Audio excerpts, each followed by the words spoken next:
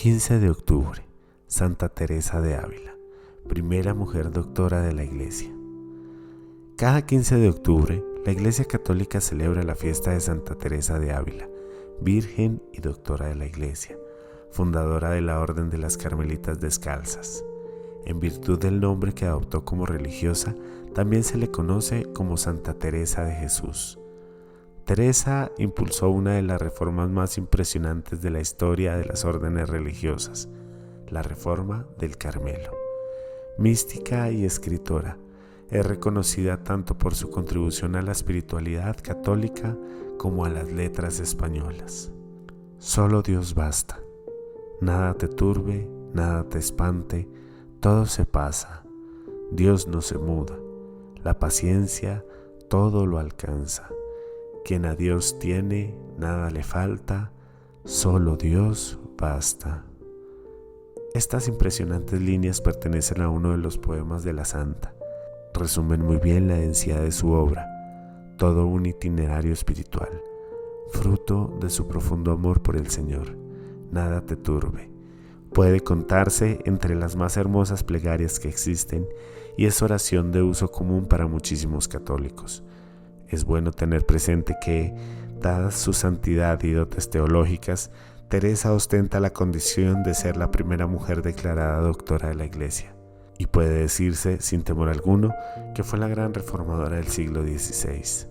Santa Teresa nació en Ávila, España, el 28 de marzo de 1515.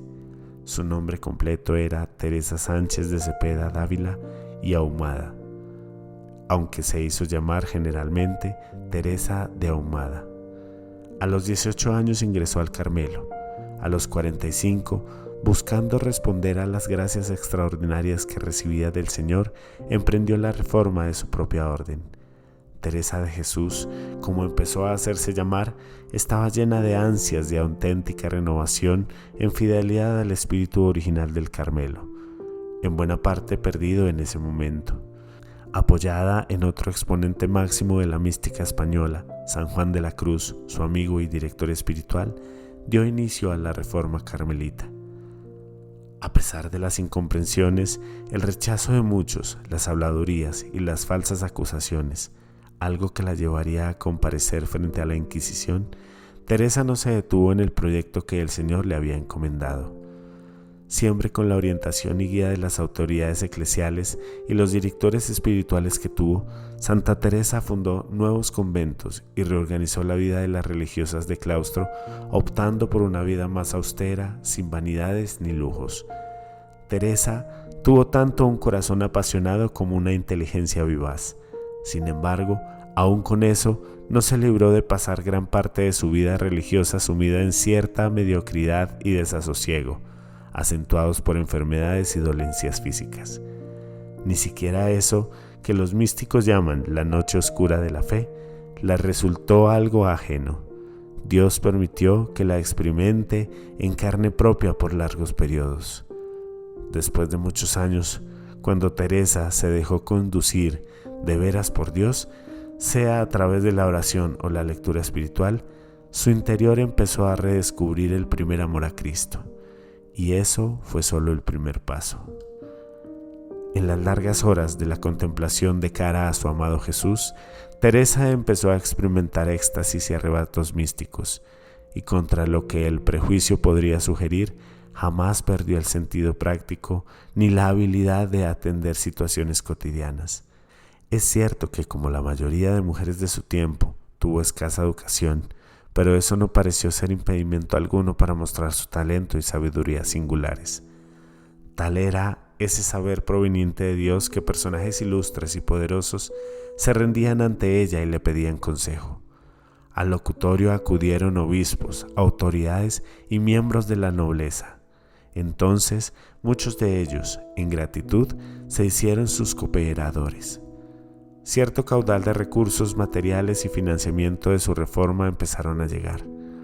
Con todo, dentro del corazón de Santa Teresa se iba confirmando eso que ella definió como el llamado dentro del llamado.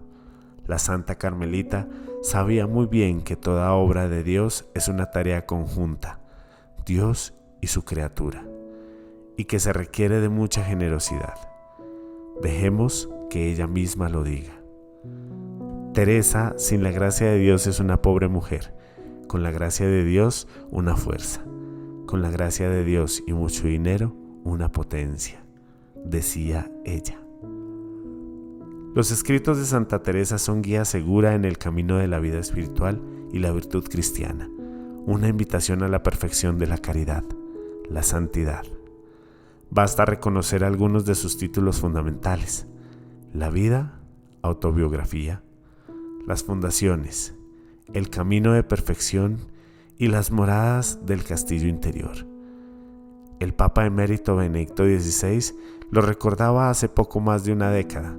Santa Teresa de Jesús es verdadera maestra de vida cristiana para los fieles de todos los tiempos.